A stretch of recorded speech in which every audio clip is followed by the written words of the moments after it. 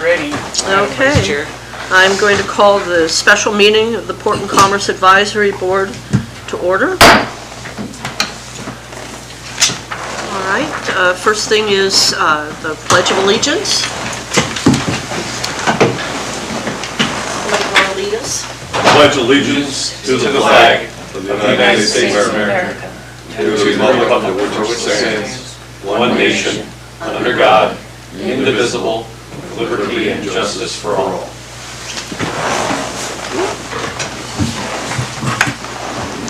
Roll call. Okay, roll call. Wolkers. Here. Atwood is excused. Paquette. Present. Jaffa. Here. Smith. Here. Hughes is excused, and Chair O'Regan is excused, but you do have a quorum. All right. Next on the agenda is citizen comments.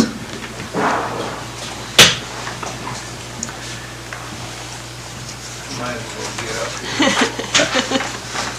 One for the Vice Chair, there's nobody signed in on the sheet. Okay, but we do have a member of the public here. I didn't sign in. Apologize for that. I appreciate the opportunity to come and be here today. Remember to Yes, state your name. Darrell Schaefer-Meyer. Thank you. I appreciate the opportunity to be able to stand before you today and offer a few comments. I appreciate most of all the work that you folks do, the volunteers. Oftentimes, in fact, most of the time, I don't think you get much credit for the service that you provide. And I want to extend that acknowledgement that you are valuable to the community and do perform a vital service. And I hope that the City Council recognizes your service in that regard. I sat on this body for a long time and oftentimes felt that it wasn't recognized very well. And I hope that that is not the case. And your advice and counsel is appreciated and acted on. I do want to just make a couple of observations. I appreciate one item on your agenda today to recommend the addition of putting WRSPO and sidewalks that are replaced here in the community. Is a forward-thinking thing to do to provide the opportunity that they be heeded. I was disappointed that recent sidewalk work that was done here, that didn't happen. I asked that it be done, specifically with the sidewalk out in front of the annex building, because that will provide a good load for district heat project and will also provide a great benefit to the city and to the public that walk on those sidewalks. So I'm grateful we have that item in the agenda today. Just one other thing, I was disappointed to learn that there's no longer any monitoring in the Willow Creek hydro water flows. That has been discontinued with USGS. I think it was in its final year, would have been its final year of the 3-year monitoring. I think that's so important. I know that there's a lot of thought that if the city gets out of the electric business, that there's a possibility with the home electric proposal that that's not a real priority for consideration. I know the council took some action Monday night to reduce your priorities, and one of those had to do with energy. I don't know if I understand that, but nonetheless that has happened. I know my time is up, and I just want to let you know that I appreciate what you're doing here today. Thank you so much.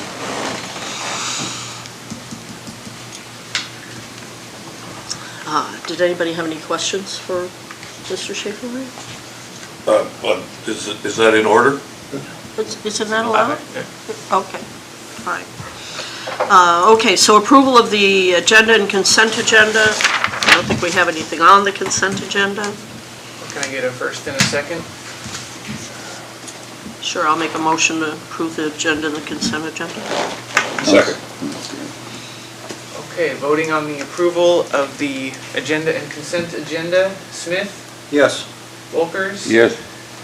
Jaffa, Yes. and Paquette. Yes. The agenda and consent agenda are approved, and there's nothing on the consent agenda. Okay, so moving on to new business. Compete with the tsunami thing. I thought they used to do those at 1 o'clock.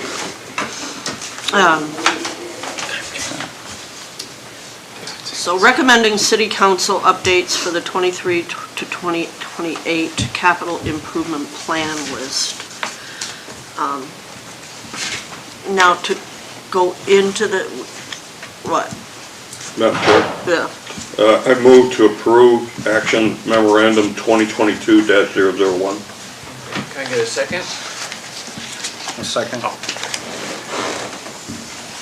And I just want to make a note here from the clerk's office that on the city calendar version of this agenda, there is a note that PACAB may conduct a committee of the whole to discuss this item. is it just that item or both those items? Just the action memorandum. That was, that notation was inadvertently left off the agenda in your packet, but Right. it was publicly noticed, so you Okay. do have the opportunity to go into committee of the whole. Okay.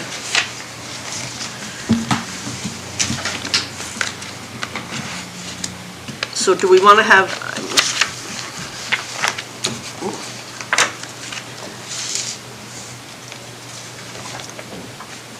do we need to discuss this any further, or is the board commission happy with how this reads at the Madam Chair? moment? Yes. Oh, not for the This committee of is the a whole. topic that we have discussed it at several meetings.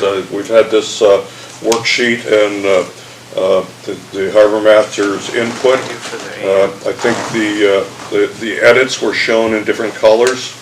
There isn't, in a very, very quick look at it, not comparing it to anything else, I don't see anything tremendously or significantly different than what we discussed. And we've previously been together on the support of this. So I would move that we do approve this. Okay, I guess I just want to speak for a moment to the difference in the wording.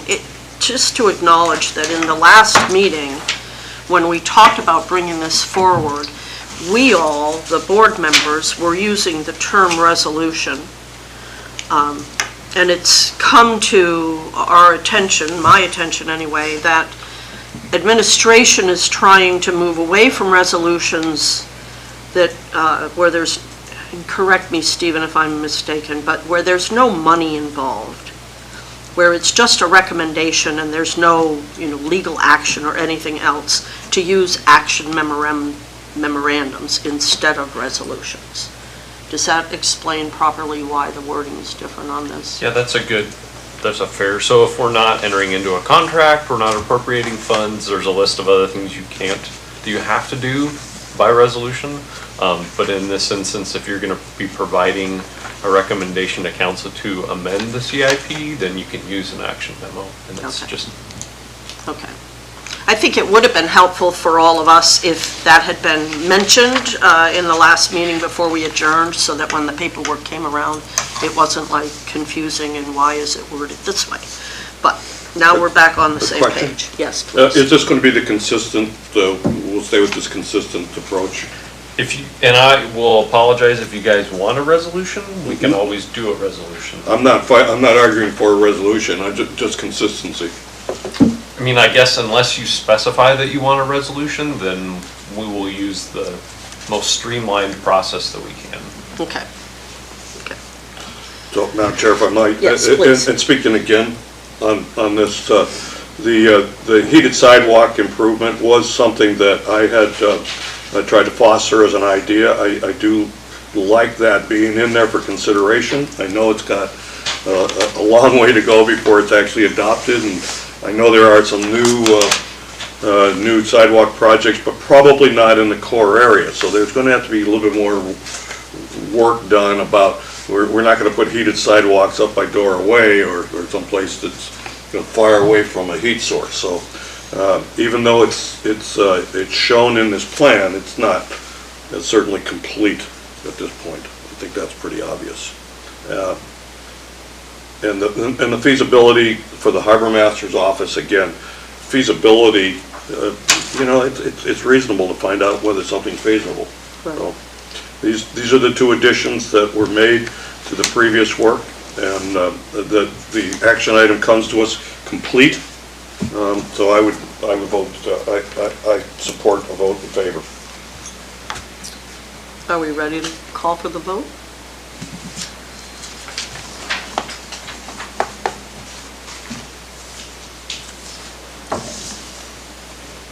I'll call for the vote.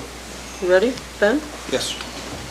Okay, voting on the approval of Action Memorandum 2022-001, recommending City Council updates to the 2023 through 2028 Capital Improvement Plan list. Jaffa? Yes. Smith? Yes. Wolkers? Yes. Paquette? Yes. That action memorandum has been approved.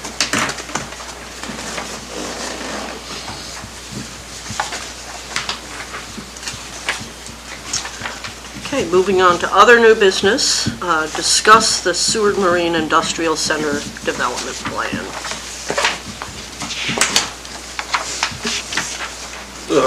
Madam Chair? Yes. For the clerk, there's no motion or action that would be required for this discussion. So I would begin by, if I might, I think everyone has their eyes on the Seward Marine Industrial Center. It's critical to the current and future financial stability of Seward. It diversifies our footprint in a lot of different ways. The Coast Guard coming in over there is going to be significant. The expansion of the current facilities, I think, is beyond anybody's actual hope, although I think some of us dreamed of it. It's actually happened. With that, I'm aware that JAG is going to, or has applied for additional land, and I would hope that there is a mechanism to protect public access to the 4th of July Creek to the south. The current road that runs past the back of the shipyard is not well maintained now, and the only way to conveniently get to 4th of July Creek is to essentially trespass on JAG's property. If JAG expands their footprint, I think the city has a responsibility to upgrade and maintain the road access to 4th of July. That is my view, and I had 2 calls from citizens about that in the last week. Okay, thank you so much. Administration, do you have input for us, or? Sure, Board Chair. That back road to JAG, they capped it last year with, I believe, 3/4 minus from the quarry. Did a couple inches. It is maintained better than it was in the past, but maybe not as good as it could be in the future. How about that? Good. That's where the mud bogs were, right? Yes. Yes. Yes, exactly. Yeah, maybe not. Not exactly. I think that was just on the east side, if I remember correctly, but yeah. It's not. I'm not saying that there isn't an effort, but as we're upgrading everything, we can upgrade that effort, I would think. Yeah, and the intent was before that was capped, we were trying to shuttle like the JAG workers and anyone going back to that beach back around, was that Olga, to the beach from that side, just so they were driving too fast through like harbor operations with the ship lift, and there was safety concerns with that. I'm sure there's a way to manage it. Yeah. So. If I may too, so that was actually, access to 4th of July Beach was a big topic during the Planning and Zoning Commission meetings when they were updating the municipal land plan. And specifically, like, if you So if you go down Sorrel, and you go down, what I'd say is down towards the beach, right where those boulders are at, the access down there is, I mean, the drainage down there is really not good. And so that's something that community development and Nora have been talking about the last couple of weeks to try and improve drainage down there, and then also looking at expanding parking, because a lot of times if that little circular parking spot down where the boulders are at is full, then people end up parking in the right of way on Sorrel. So that's definitely been a topic and something that P&Z Good. Well, is. it's in your sites, and would that be in the transportation portion of this plan, Of the SMIC plan? of the SMIC plan? Or would that be addressed somewhere else? Well, like I said, it was addressed in the muni land plan as an item that needed to have action taken on it, and I'm gonna have to. Well, on page 6, Parks and Recreation, under statutes, the city is required to provide public access along Spring Creek, 4th of July Creek, and Resurrection Creek. And there's other language. So if that's not exactly the right language, this would probably be a good time to amend it.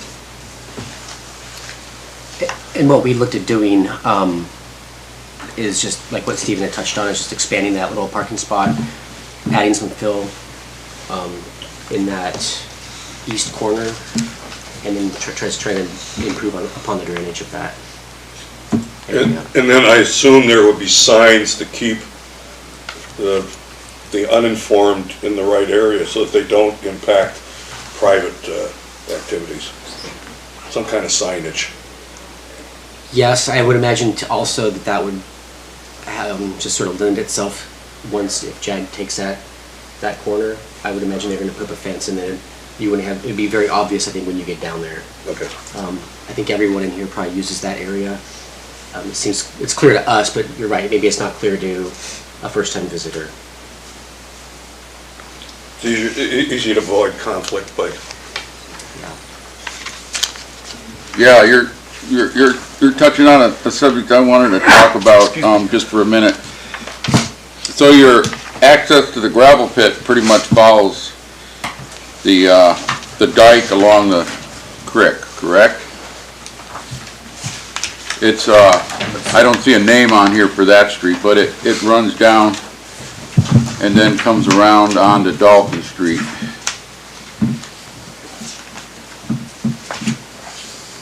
Is that Delphin there, Fred? Over there? Yeah, it's on Gotcha. 16. Lease sites, Exhibit E. It shows it pretty well.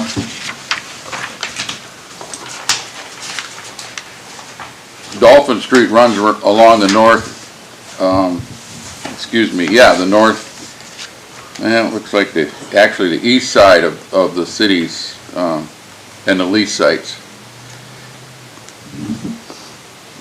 And in between that and the river is the State of Alaska Department of Corrections. And it's a long knife blade kind of lot. And I'm a little familiar with, well, actually I'm quite familiar with the Department of Corrections, and they don't really patrol that, and they don't monitor that slice. I'm just wondering if it's possible maybe the city could ask for, or look into possibly getting that state site transferred to the city so that you would have property control right to your road to the quarry and right to the river, which would make it easier for the public to get at and use, and maybe future staging area or something for quarry or rock or whatever. It just gives you more operational room, and I don't think the Department of Corrections really cares about that little sliver of land there. They might, but I doubt it. I mean, even if they expand, they wouldn't be fencing that in. That would be a security nightmare to try to monitor that much extra fencing for nothing. But anyway, I'll just throw that out there. That's all I got. It might be an easier access point. And I believe that the road that, that we were talking about is Olga that has been capped and not Delphin. Yeah, right, that's what I meant. It's Oh. north of Dolphin is Oh, the gotcha. state land I'm talking about. Gotcha, okay. Or, yeah, no, east of Dolphin. Sorry, I keep putting this the wrong direction. Madam Chair? Yeah. I hate to throw in a comment that don't completely remember, but we did discuss how to acquire some of this land in the past. When we had some, it was about 3-4 years ago, we started seeing that leases at 4th of July were starting to use up the land, and that there may be a need to expand. And we did talk about this, and there was, I think there were some pretty good reasons that wasn't going to happen. But I do support Board Member Walker's idea that if there is land available that would help 4th of July, and we can get in without an impact or without having to give up too much, we should. Because the 4th of July looks to me like it's going to grow. And if I might, on the same topic, while we're talking about land at 4th of July, we have a gentleman in our audience, Darrell, was instrumental in identifying what's now called the SMIC bench, with the idea that 4th of July would grow and need land, including some of that SMIC bench. Maybe not up on the hillside, but I mean, even at the very beginning, the idea of having more land was important. That the guys who did this, you know, Dale gave up land, they moved the creek from one place to another, you know, got it started, but they all knew it was incrementally going to need more and more and more attention. So it may be a good opportunity to look at this. Yeah, I just look at the other map. The street, or I guess it's a gravel road just to the north of that piece of land, and just to the northeast of that is the sewer treatment plant for the prison. They do monitor security there because they don't want that to get messed up and then kind of shut down the prison. So, so they would care about that, but going south from that road, just south of the sewer treatment plant, I don't think the state would be that interested in that sliver. But anyway, put that out there. So is it the board's desire that we make a recommendation to the city to pursue ownership of that parcel? Is that what we're saying? Well, just research potential state and borough lands that are connected to the industrial area. And that would cover that, and any of the little parcels. I would agree our minutes are going to reflect our attitude. Yeah. That's not what this document's about. You know, No. It just sort of came up, I think, maybe I brought it up. If I might, again, on page 2 of the document, well, of the development plan, pardon me, the red, it now includes 5 items: 10-ton crane, 315-foot floating dock, building for washdown pad, fender for the north dock, widening to the 315-ton travel crane. This 10-ton crane, where was that going to go? That is the yellow crane that's right on North Dock. Not right in the middle, but it's about maybe a third up the way there. And the placement of that had some issue about restricting certain boats there. There was a lot of talk over placement. We didn't want it too far out or in the middle, so you have one vessel that could tie up the whole face of the dock then.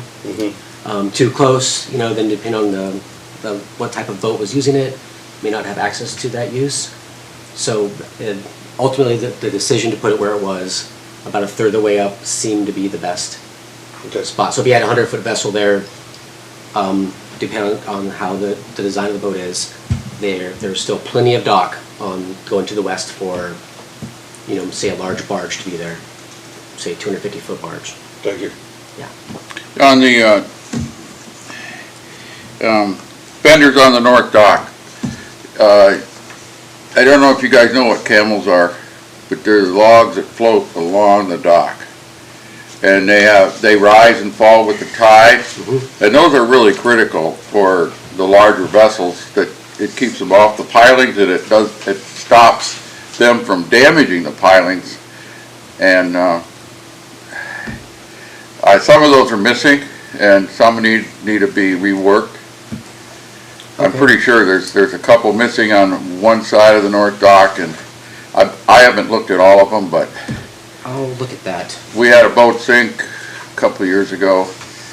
They tied off to a piling, and then as the tide went down, it jammed them up against the pilings, and then the pressure broke a piling.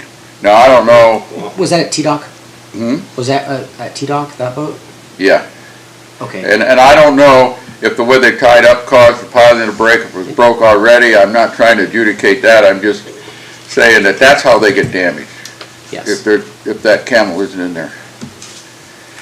Or it's a floating log is what it is, really. Sure. Yeah, and that makes sense.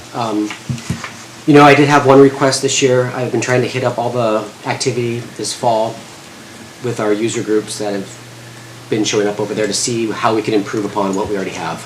A couple small things were maybe adding, say, a couple Yokohama fenders along, and then some rub rail on the ramp, so it's not just You can't walk concrete off on the of it face. if you're going and it's- backwards. So now, I mean, the boat's damaging the concrete, and also we're potentially damaging a boat. Those both seem very easy fixes. Some requests to have maybe a ramp system just to the west of the crane, not really a ramp system, I don't want to say it like that, but a removable section for loading, depending on how their barge is laid out, if there's a keyway for loading and unloading. Well, Other than that, everyone's really happy with the facility, though, they like the use of it. This mentions fenders, and most people would think of fenders as like a rubber or a fender up high and against the dock, but it might be missed, the camels and their critical things they do.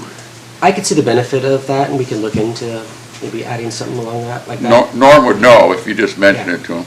Okay. And I think in that case of the boat that got hung up, there's probably a lot of things at play.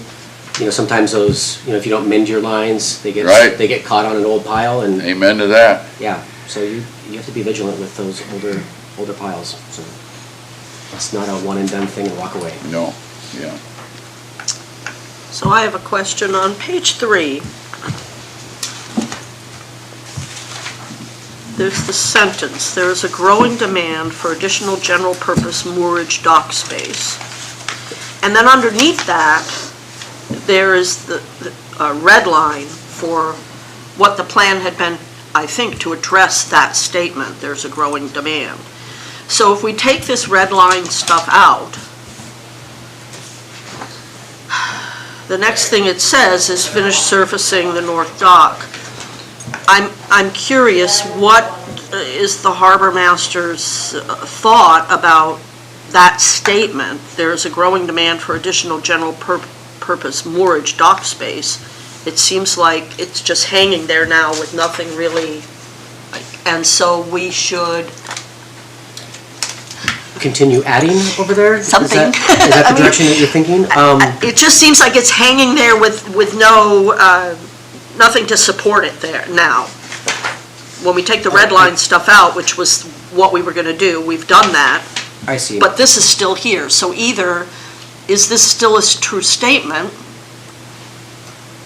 And if it is, then don't we need to have some suggestion of how we would then continue to move forward? Which direction would you like to continue with? Yeah, Bruce? I think if you skip a page back, you'll see that item is listed. So I suspect that this is more of an organizational edit than deleting an item. It may be that the writer of the plan felt that this particular area docks, that it was better placed in the category of the plan. I'm just guessing, but you can see 315-foot floating dock fisherman's float is included in that item on page 2.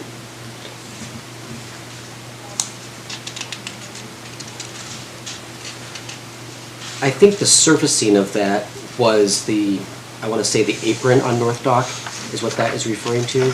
I don't think there was a plan to continue that finished surface back into that staging area, I don't believe. Does that help? And maybe what Bruce had mentioned too, it may it was just left in there to show the past plan.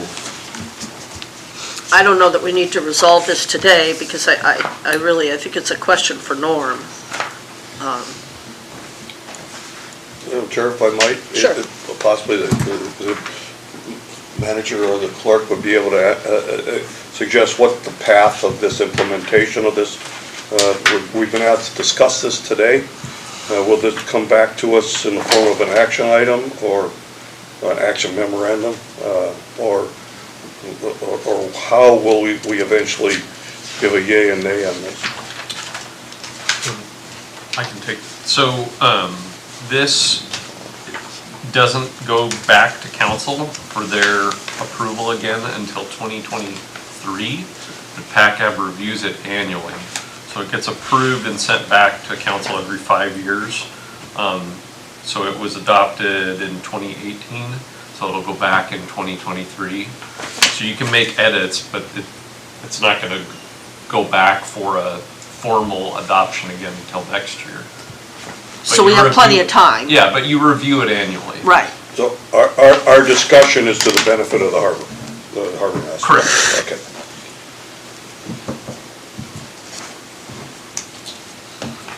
Yeah, so I guess I would just leave my comments at that and let Norm decide whether this sentence should come out or if something needs to be added to it. And then if he does update it before it goes to council, will it come back to us, Stephen, for us to see again? It certainly can. I will have to double check with Norm, but it's my understanding that it's you guys are going to be updating it, but it's not going to. The intention is not to bring it back again until Right. it's formally updated Okay. next year. Okay.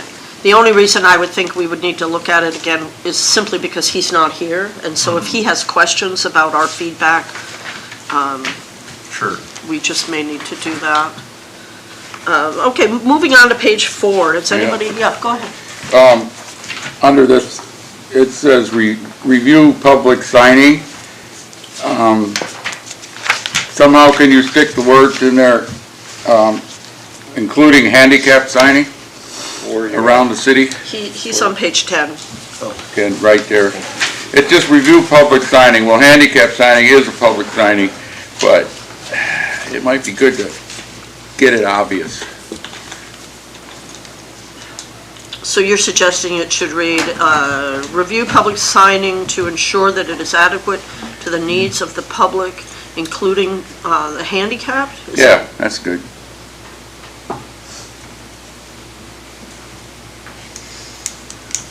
Okay. So my thought is, let's go through it page by page. I think we should be on page 4, unless anybody has something I've missed.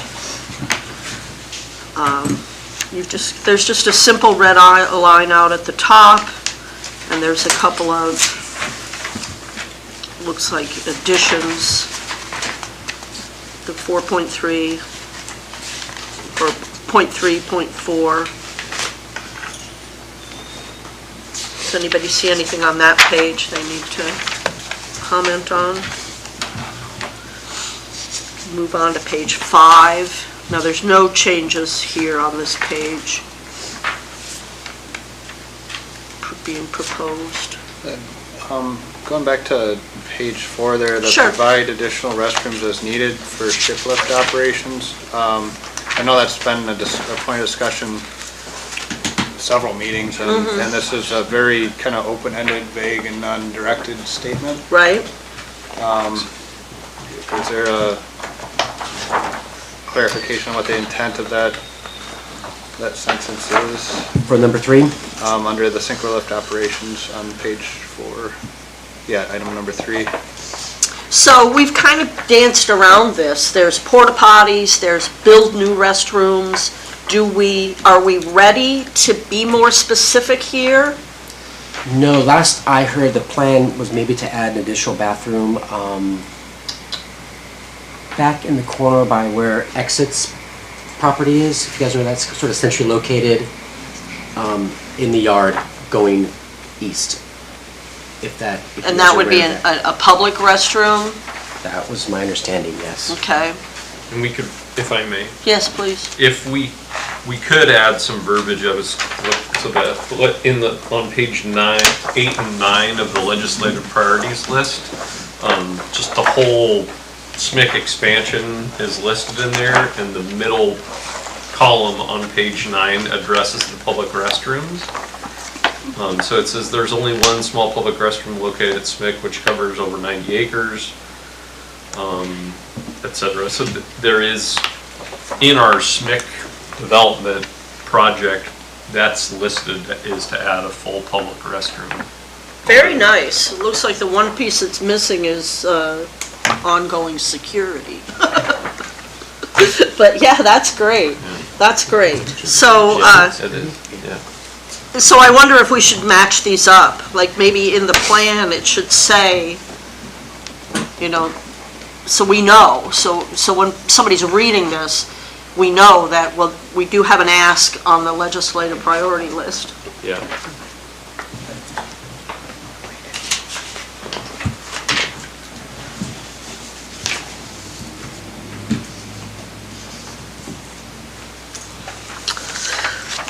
Okay, moving on. Anything on page 5? This is management and land use.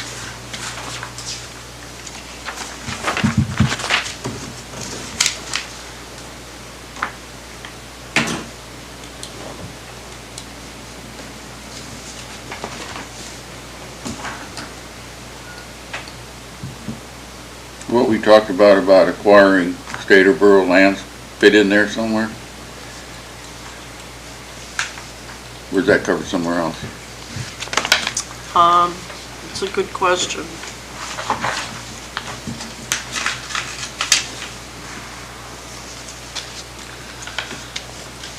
So, Board Member Wolkers is asking if under land use here, we should find a place to add an item, an actual numbered item, expand land in the SMIC area. What do you think?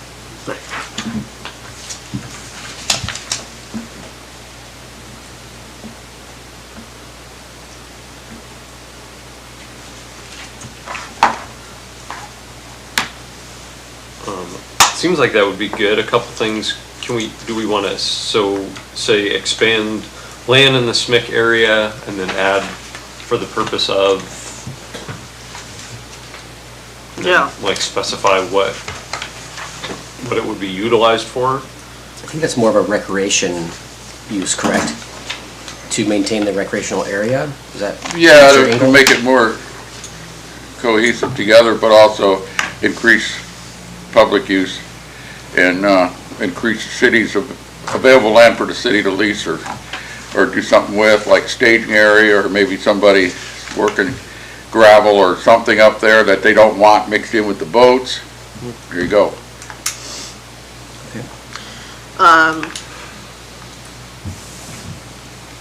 So expand land in SMIC area to ensure future expansion potential? Is that?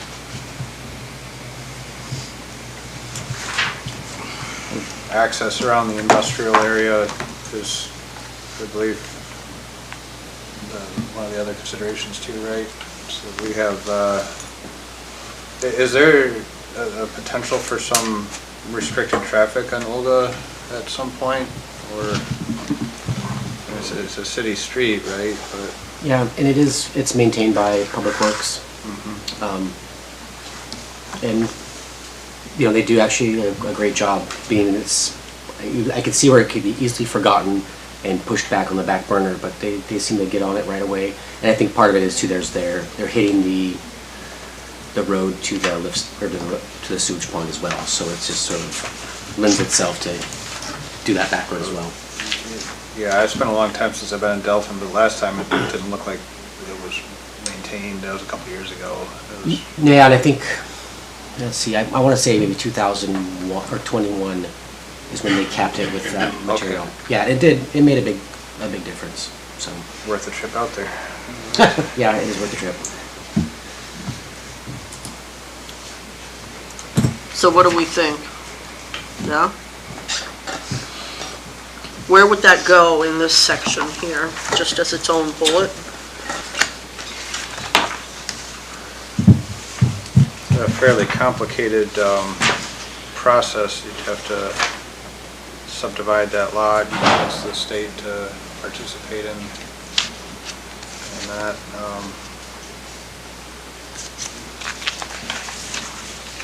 Could we maybe leave it more vague, like pursue expansion of the SMIC industrial area as land is available? There's some private lots over there too, right? There is, yeah.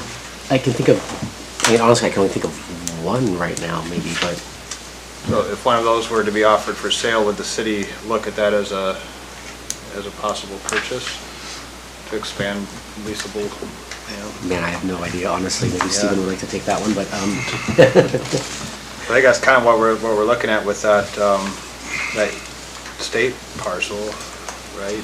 Well, I'm gonna, maybe a land swap. I if was that's just, I'm gonna, when I get back to my office, I wanna pull up, because I'm not sure, I think as board member Walker said, that kind of knife-shaped parcel on the east side of Delphin, between there and 4th of July Creek. I think, I'm gonna go back and verify, but I believe a portion of that is owned by the city. My mapper that I've got on my phone isn't very great, but I'll go back and confirm that.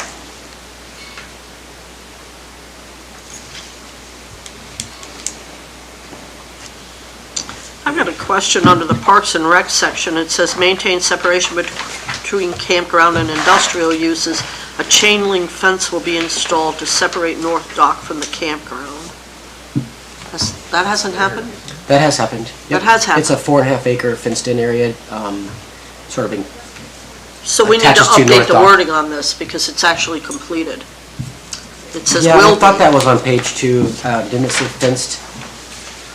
Yeah, I'm on I thought I page saw 6 fenced somewhere. here. It's the last paragraph right above marketing.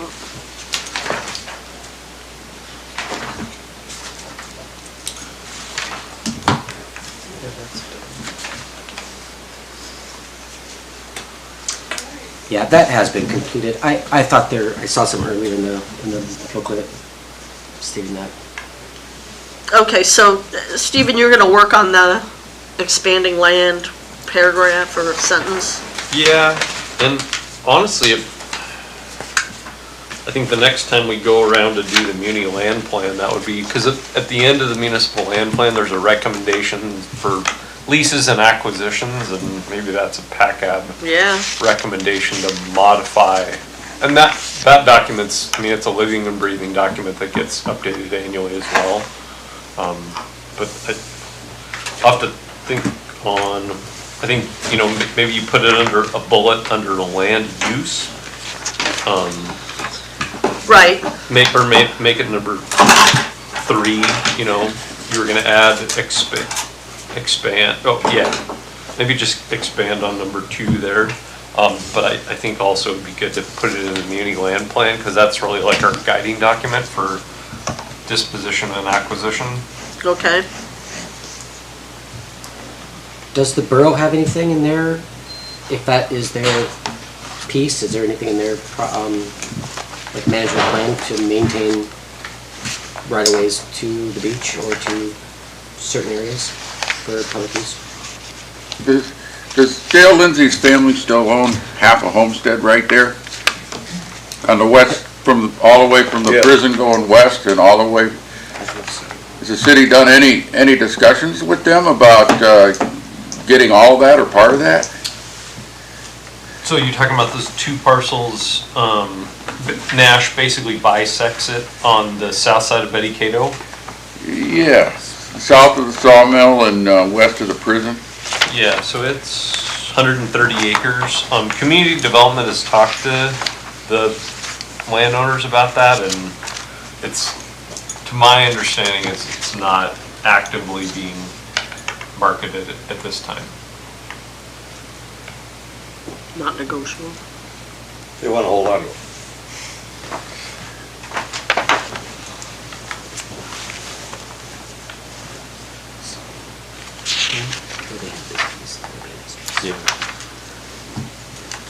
All right, what do you think? Ready to move on to page 7?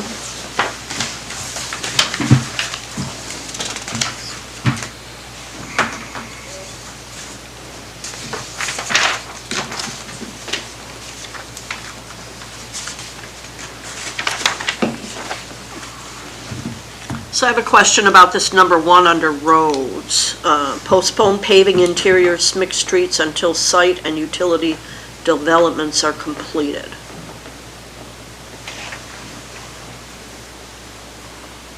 When would that be?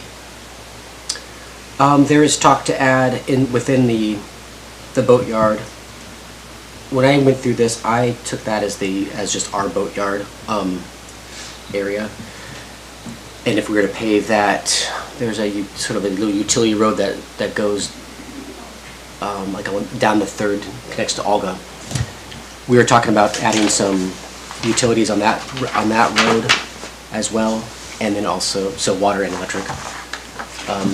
So in general, I guess my reaction to this statement is we should reword it rather than we're not going to do this until something, we're going to do this when, right? Sure. If I might? Sure. Why would you ever want to pave those roads? I mean, honestly, I didn't want to say that, but I was Well, I'll say it. thinking that The that's what. perimeter roads would make sense, but the interior roads, it's a lot easier to grade them than repave them. It's true.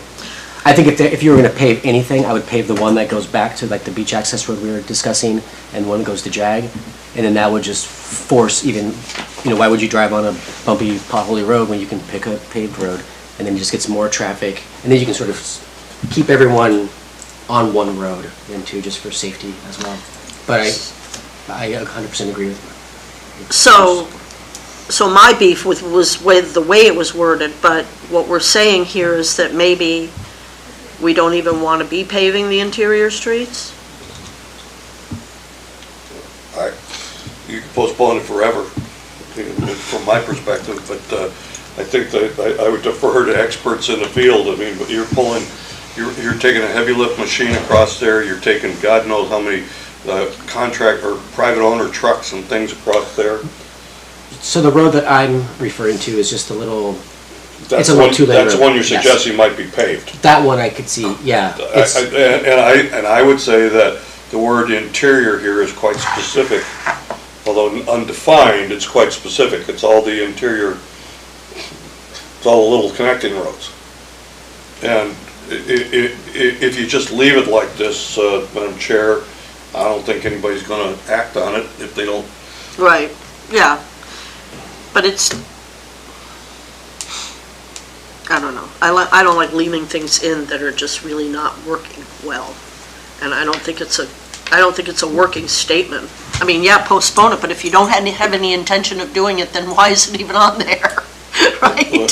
You would need a consensus to change it. Postpone right now is really arbitrary. If you absolutely want to take it out, I think you would need to do a whole lot more review and ask the harbor and every other user what they feel about it. Right. I think maybe that's just a dream project. What if there was a big windfall of oil money again in like the 80s? But at right? the same And time, if it doesn't make sense to pave them, even if it is a dream project, why would you do it then? You see what I'm saying? I do, yeah. But we don't need to get bogged down. Go ahead. Just, can we address this at the annual review and just, cause we'll know more about what people are thinking by then? This is the annual review. And Yeah, then we'll do it once a year. later. Yeah, we'll do it, we can do it again at the next one. Yeah. That's what I meant, next Yep. one. Okay, anything else on page 7? How about page 8?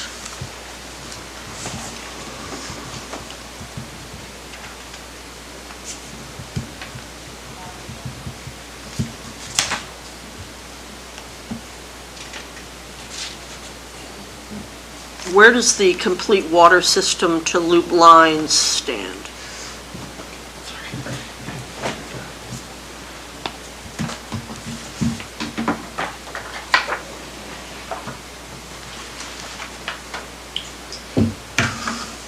So again, we could import the verbiage from the first column on page 9 of the legislative priorities list, because we've got 6,900 linear feet for the water line, and then addition of fire hydrants to expand water service. Nice, yeah. Okay.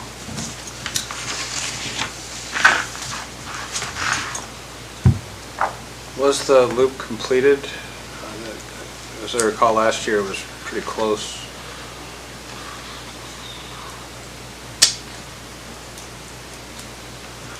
Probably the best thing to do maybe would be to give the board a copy of the GIS showing where the water and sewer mains are.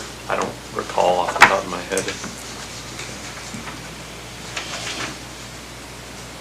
I know, for instance, those lots that you guys were just talking about, that the Lindsay family owns, there's no sewer line running by there up towards Sockeye Point at this point in time.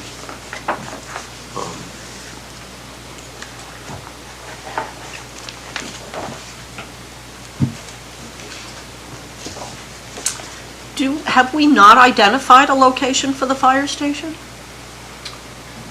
For the satellite on the other side of the bay? Yeah. Not to my recollection. Okay, so where they're storing the truck is not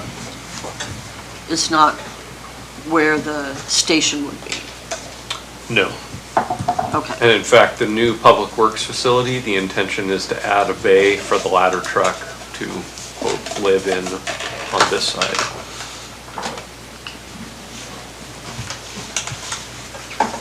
I wonder if, just like, obviously not for this booklet, but it seems like putting a fire station in at 4th of July would be something that could be on the legislative priorities. Fire stations usually get funded pretty easily.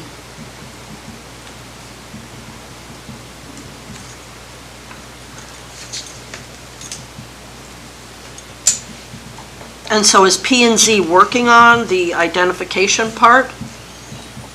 For a fire station? Yeah, of a location? No.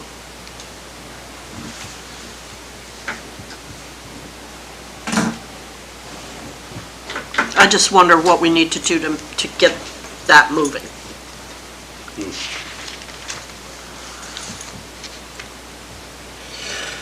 Madam Chair? Yeah. I think we all recognize it, and we've discussed the future need, or maybe current and future need of fire and public safety over there, particularly in a growing industrial site where more and more people are coming and going. I'm not sure that the fire chief has the personnel to man a second station right now. And if he had it, frankly, well, I don't know that he could build up manpower without housing. So, I mean, this goes round and round. So, I mean, even though you might want to identify a site for this, maybe you could select the site, but moving this thing forward too quickly, I'm not sure how it's going to happen. Yeah, I don't think anything moves too quickly. Well, But it won't move at all if it doesn't get on a list somewhere. the Coast Guard might cause things to move more quickly when they show up. But when they show up, they're going to show up with needs and clout, which would create more access to funding, which isn't there right now, I don't think. Which comes Maybe back it to is. the idea of shovel-ready projects, you know, so. Well, it's in here now. I mean, if the harbor, if somebody wanted to pay attention to developing a plan, it's already stated in here. And so, but does the city have this as a priority at all to work forward on this? fire station and public safety. Over at SMIC, it's not on a,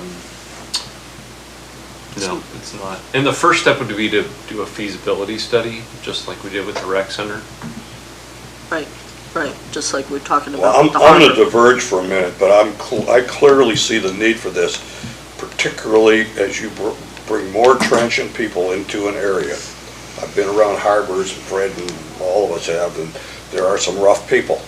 And more or less, this bus that they just had out the highway last week in Moose Pass opened my eyes up. A couple was heading from Seward to Kenai with a car full of drugs. You know, they weren't just in Seward by accident. So, you know, the harbors always attract that sort of thing. And policing is the only thing that's going to protect the people, the population from that. So, at some point, we're going to face that. Yeah. Well, I mean, I don't know, admin can take our comments and decide what you want to do. It seems to me that maybe it's time to, like we did with the harbor, let's put a feasibility study for identifying the location of the fire department over there, or satellite fire department or whatever.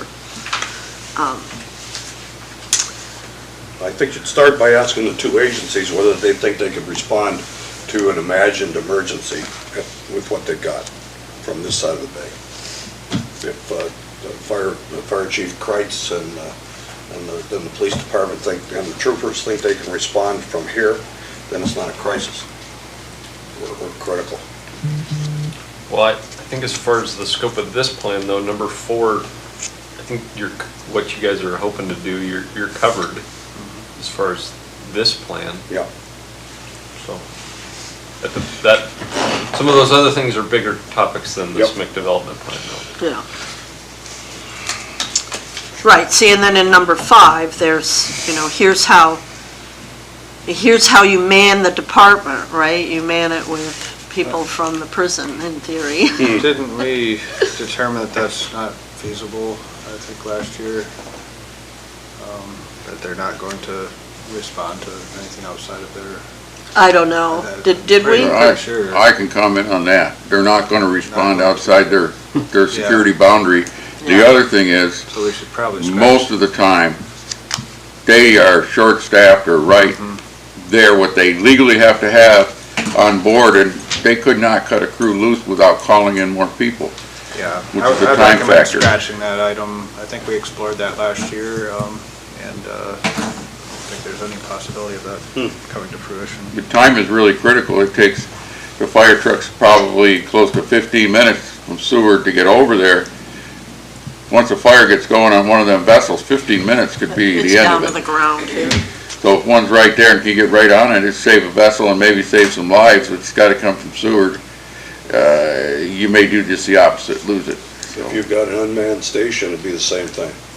well, it's Kind of. but there may be city employees around, there may be some people around, if it's, that are maybe certified or somehow okay to grab the equipment and go if they have background in that. So, If you had volunteers that lived on Nash Road or off of Yeah, Nash it's Road, just- they might be able to get there quicker than, I mean, we got that situation now anyway. right. But it's, If I recall, it was several years ago, but we had Chief Kreitz here. I believe he said it was somewhere around 40 minutes would be what they'd expect to reasonably be able to respond To fire, 4th of July. to a fire at SMIC. Right. And I don't know what there was one a couple years ago. What was the response time on that? Might be good information. know. It was during the day in working hours, and I think they got there Yeah. quick, but. And the vessel was, Tony could probably speak to it. That was the one in the Jag? Yeah. Is that the Yeah. the current kayak, that was the Glacier? Yeah. Man, I'm shocked it's not a little bit faster. I used to see those numbers with what the response time was, and it was always really impressive, even for the middle of day calls. So, I mean, Kreitz would have a great idea of. That might be an interesting I piece of think information. The intent to have some sort of apparatus over there was I believe if the bridge went out, there was something on that side to take care of any incidences. Is that correct?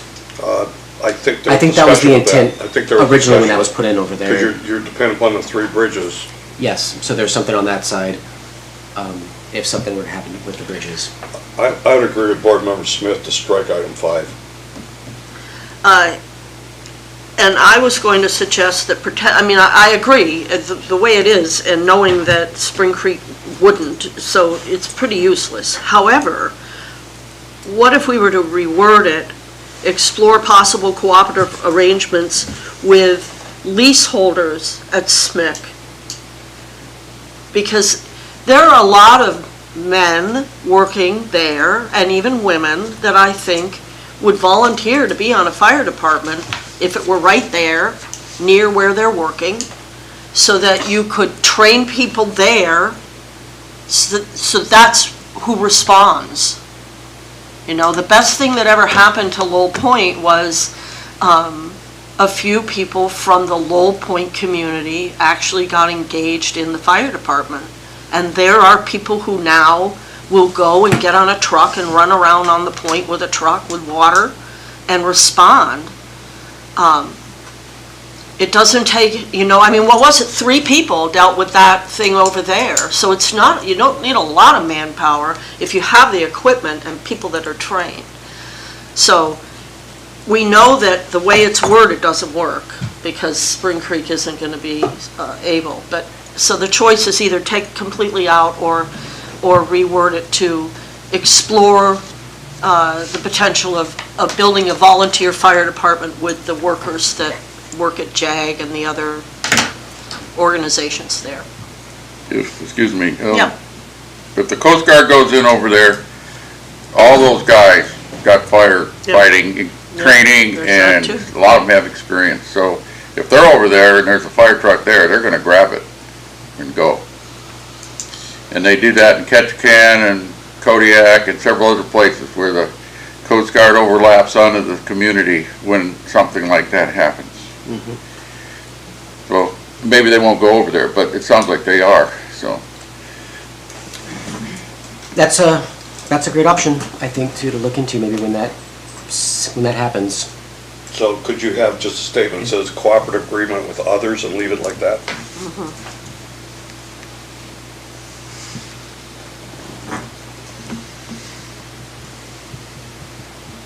Well, it benefits everybody, that's even the leasees also, if they are helping. I mean, it could spread into their yard as well, just as easy, right?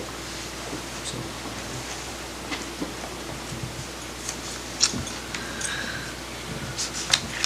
Oh, boy. Madam Chair, if I recall that I have been recruited into fighting 3 shipyard fires in Seattle Harbor Island area. It is not something that you want, you really want trained people involved in it. Oh, yeah, they have to be trained. Yeah, and Yeah. sailboat fire be one thing, but, I've been on some small boat fires and even a large processor fire years ago over at SMIC, and it's another can of worms. Yeah, you have to be really careful. You wouldn't just send anyone off the street in there. No, So- they'd have to be, Yeah. It they'd was have one to thing be in the volunteer 90s. fire. Yes, and when you joined the department back in the 90s, you just got sandwiched between a couple of the veteran firefighters, and that's how you trained. It's changed now to where Yeah. I don't think you go into a fire unless you have your firefighter 1 certificate and Right. just train, so.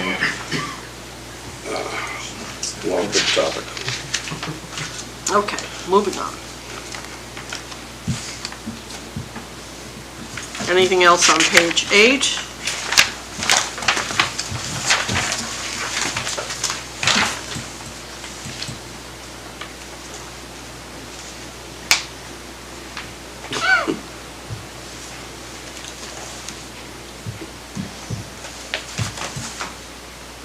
If I might, can I ask the harbor or the city, what landscaping or beautification efforts have been made to, When What you page check are you over- on? So we do go down along the fence line and pick up okay. trash that gets collected. And now, after that was paved, they did do a nice job of putting some pea gravel along the fence line, so it's nice to just sort of tidy it up a little bit. Not hanging baskets and stuff like that? No, no, no. Okay. No, we just go along the ditches and pick up buckets, and it's pretty impressive how much trash blows through there, so. Yes. Next year, I think we're adding litter boxes, but Now that Bruce brought it up, I sat on the Historic Preservation Commission a couple years ago, and one of the things that came up was the city has not traditionally considered historic vessels as anything they have to really look into, but under state and federal law, any vessel structure might have historic significance, and before the city says they're condemned or they destroy them. And a good example was brought up at that meeting. Well, we have a vessel here that hauled President Obama out and back. When that vessel gets old, what happens to it? And we have a state ferry that was based here for, wow, I don't know, 30-some years. And that's going to come up for survey. Do we want to have a marine museum on it? That's kind of a big project, federal money, but it's done in other communities. But we've had historic vessels of fairly large size that other entities like museums or communities that had history with those vessels were interested in them, and the city has destroyed them. So without considering historic value and going, vetting that a little bit. So I just wanted to throw that out there, somehow get that established, because that is part of the beautification thing, because if you have a derelict, it's an eyesore. But if you have a vessel that's been set up for someone to come and view it and read about it with a plaque or something, that's not exactly an eyesore. People come here, are interested in commercial fishing and the history and the history of the area. And maybe some of those vessels, a good example was the old cannery barges and stuff. Some of them were over 100 years old, and the city destroyed them. So, I mean, the decision was made, probably they had their reasons, but I don't think they considered the historic value that was there. So anyway, I just throw that out there. Because there is state statutes and there is federal code and law about addressing a historic item or a site or something of significance before it's destroyed or gotten rid of. And sometimes I think the city kind of just brushes over that. That's all I got to say about that. and there's a lot there, Fred. I know, I'm sorry. That's one of my pet peeves, so. Yeah, I think in a perfect world, it would be nice to save an old vessel, but sometimes some of those over there now, it's an ongoing process that we deal with every year. And I think on any boat that comes into the yard too, whether it's, we're just out for a week, it could be there for 10 years, just because life happens and. Well, I'm not saying we should save everything, I'm just saying, okay, in our thinking, Maybe there's let's something address that in our before thinking. Before we Yeah. demolish something. Right. Yeah, That And might then just be a we'll- phone call or just Sure. okay, we've talked it over and there's nothing significant, so that's it. How would that, I don't understand who that would go to or how that would process, because it's not really a part of the SMIC plan. I mean, is it something that we want to make a recommendation to sure. historic preservation, that they include boats in their considerations, or? We included it. We did? It was included in our long-range plan, and the way it would run, city has something, they want to run it by the Historic Preservation Commission. If the commission says we're not interested or there's no interest, they've covered themselves.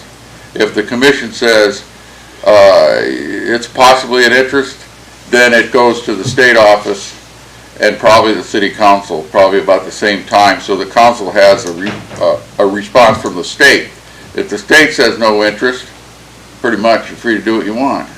So I'll just chime in, and then Tony's probably got more to add, a couple things. So The only time the city would destroy a vessel is if it was a derelict vessel that, for whatever reason, they weren't paying their, you know, their storage fees and the city took over ownership. So that's point number one. Point number two, as far as state and federal law on historic vessels, so I don't know, maybe Tony's more knowledgeable than me, but one of our attorneys with Brooks's firm specializes in maritime law, and I'd have to check with him on that.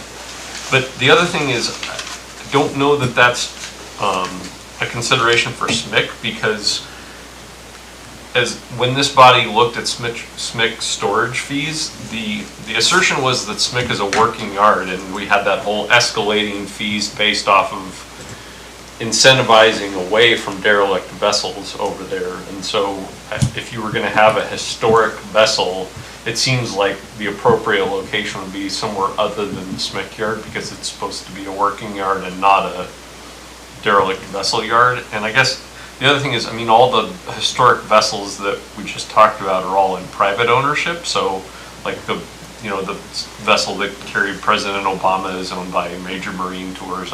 Right. So that's more in the vessel ownership purview than the city. Right, yeah. Historically, the city has obtained vessels because of bankruptcies, because of people, estates passing away. There's a lot of reasons the city gets stuck with a vessel. It didn't go in there with the intention of being a derelict. It became one. And, you know, I don't know, my research into the statutes the state has and the feds have, that some consideration is supposed to be taken. I guess what I'm saying is that's a valid point. It's probably just outside of the scope of the document that we're talking about. Yeah, yeah. Okay. All right, I'm looking at page 11. I don't know if everybody's worked their way to page 11 yet. Plan implementation.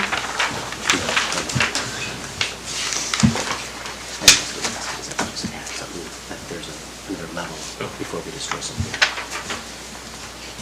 Do we see anything else that needs changing or discussion?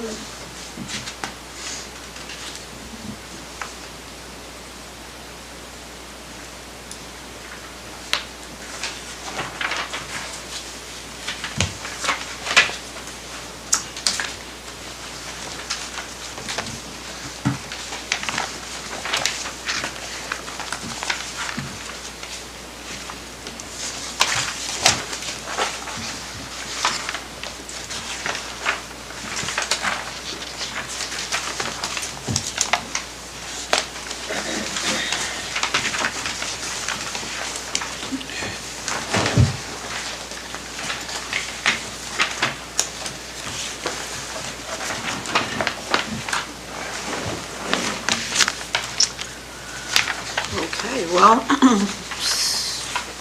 seeing and hearing none, are we ready to say we've given our input to admin and we're done with this discussion? Yeah? Yep. Yeah? Okay, so moving on then, the next thing on the agenda is citizen comments. Would you like some more comments?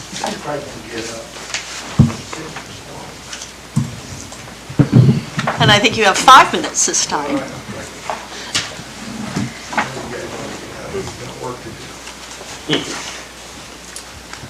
I was a bit surprised, and I had a visit with the mayor about this. The council saw fit to simply act on the proposal accepting the proposal from Homer Electric by consent calendar action. I thought the public at least deserved a bit of opportunity to hear from the administration and council why they felt that the proposal received by Homer was preferable. All of the discussion on that, all the review was done in executive session, all of it was done in the purview of the public.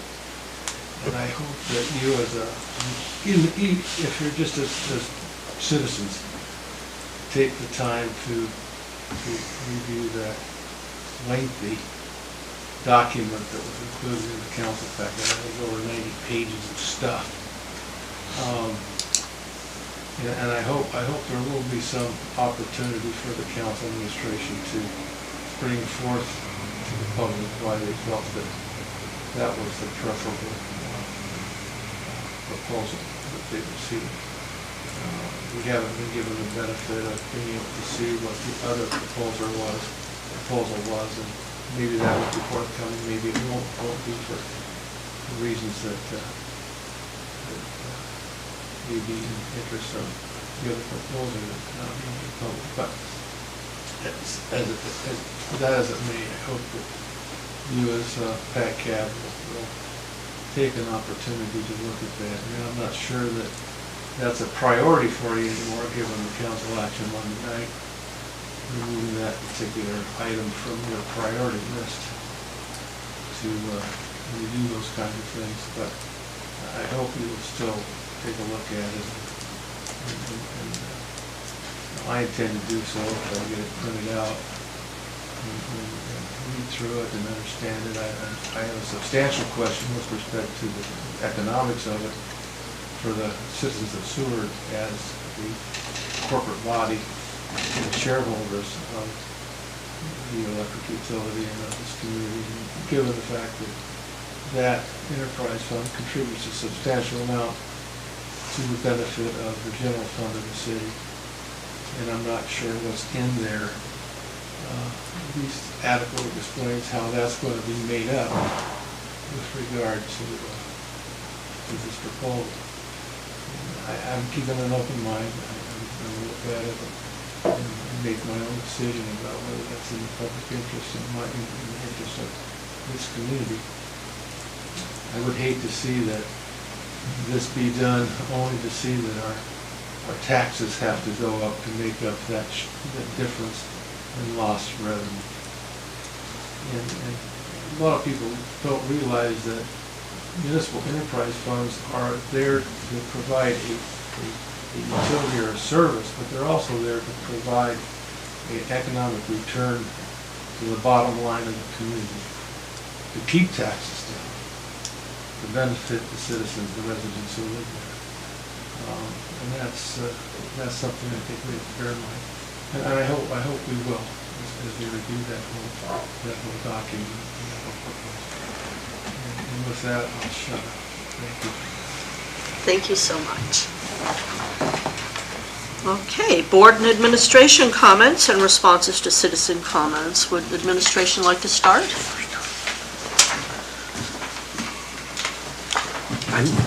I'm good. I would just close by saying you guys did a really good job. I think it's great that you guys are reviewing the CIP because that does have an impact on the commerce of our community.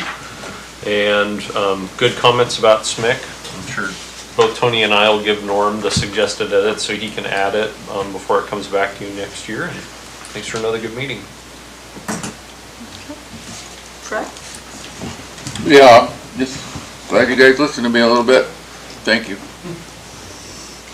Ben? Nice packet here. Definitely nice to be able to see this laid out in this format. And thank you, Mr. Schaefer-Meyer, for your comments about the utility sale. I would encourage all of those that are eligible to vote for that to review those terms carefully. Thanks. Well, I got a few things, and I thank Darrell for coming to the meeting. I miss the days when he was sitting at the dais with us and contributing here. I also agree with Board Member Smith. I think the HCA deal will be vetted. It's a long haul between now and March or April when it'll come to a vote. And as I understand this, and I'm not an insider necessarily on this, but Homer Electric's job is to sell this to the voters. That was what they offered to do in their proposal. And it is a long document that I did look through. It does appear that they're going to retire the bonding, the costs that the city has bonded, and return as much as $30 million for a $68 million facility, utility. but it would establish the equivalent of a permanent fund. And I think that was one of the major considerations in there, that there be the equivalent of the $1.4 million a year, that I think that the $1.2 million for $2 million. There's all kinds of ways to divide that up, but I think we'll all have a lot of time to take a look at that. As not being able to vote on that, I would be keenly looking at its impact to the Moose Pass area and those people who live outside of the city who will be impacted. I have no doubt it'll be fully vetted, and ultimately the voters will have a good opportunity to have their piece. I appreciate the discussion today. I think it is an important thing to advise the harbor and participate with the harbor and the city on some of these decisions, if only just as a public forum, bat things back and forth, and, defining words sometimes can be a little bit tough. Everybody looks at it a little differently, but, it's a living document, as Stephen said, and this isn't the final cut at this, and that it's reviewed every 5 years, I think is a really good thing. A lot of these documents sit around for too long. Forest Service plans, I know, are supposed to revise every 10 years. They go 12, 15 years. They get really stale. So having these things reviewed is good. There is one other thing that I will want to say that has bothered me a little bit, and I don't think it's necessarily a direct comment or anything that we're going to deal with immediately, but the priorities list that this group provided to council was amended at the council meeting. I understand that I've watched the discussion. I don't agree with the discussion. I will make an effort to try to change that, removing this board's review of alternate power, and is I think a wrong move. I think that this is the only group in the city of Seward that actually addresses this activity.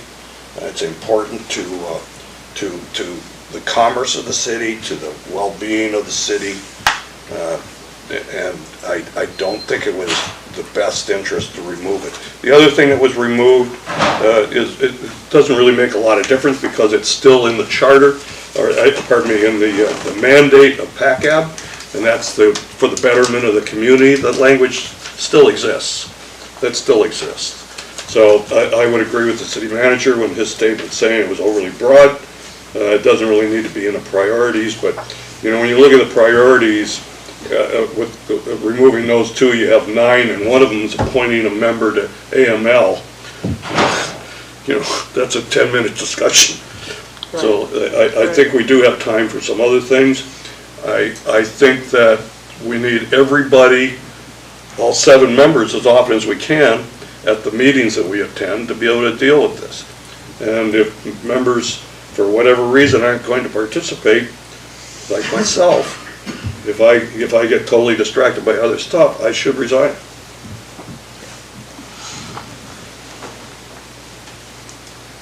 So. Thank you, Bruce. I want to thank everybody that is here sitting on the dais, and also to the public that came. Daryl, thank you so much for your input.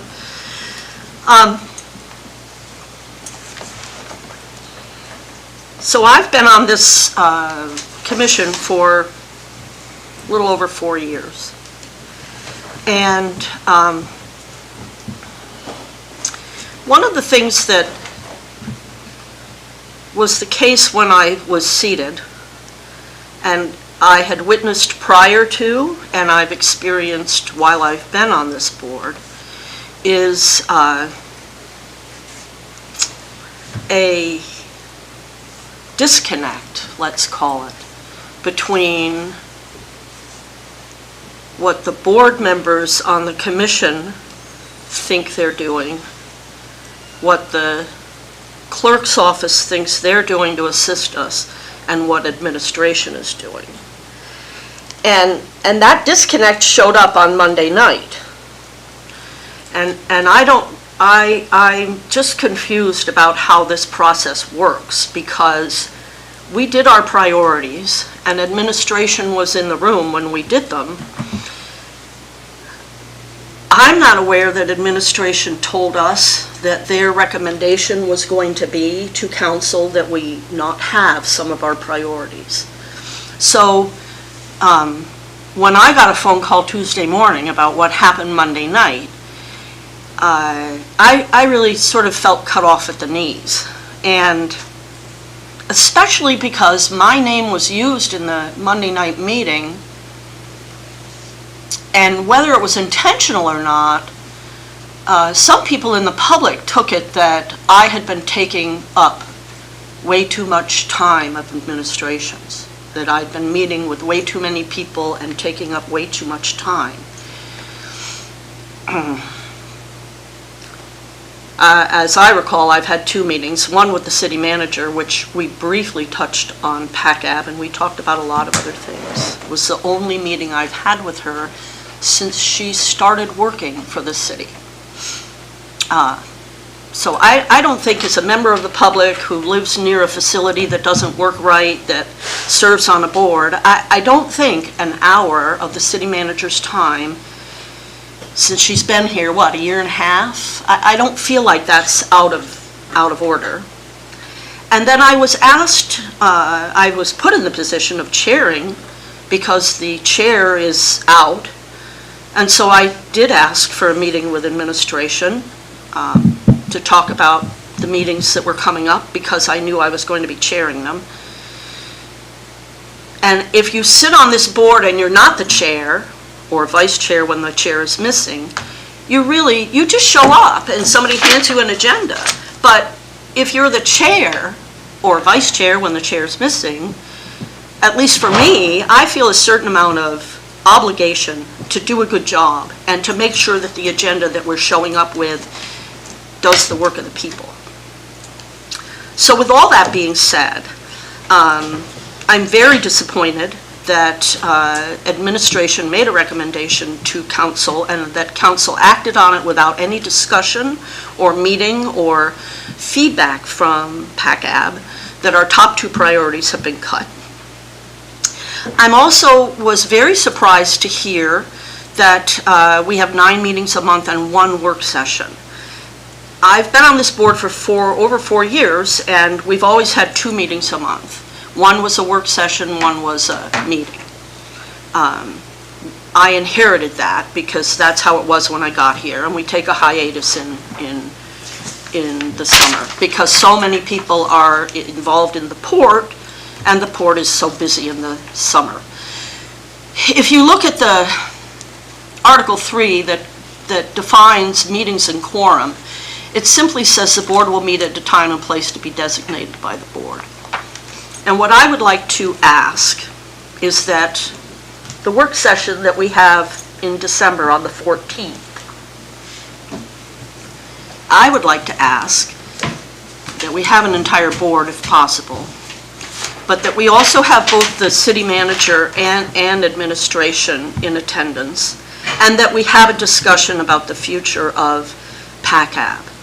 To my way of thinking, we should have 2 meetings a month. They should both be meetings. We can go into a committee of the whole. They don't have to be special meetings. They could just be meetings. We could go into a committee of the whole in a meeting, right? Couldn't we do that? In a regular meeting, you can have a committee of the whole. That way we can at least always get work done. We can always be doing actionable items. Work sessions, to me, as a work session, are a waste of time in that you cannot take any action. You can't make recommendations. You can't do any business. You can just talk. So let's make them both every month working meetings so that we can get more work done. That will help offset the time frame that we're dealing with and our hiatus in the summer. But I think we need to have a specific discussion about the role that admin plays, the role that we play, the role that the clerk plays in all of this, because I don't think it's clear at the moment. And with that, I guess I will adjourn. Thank you.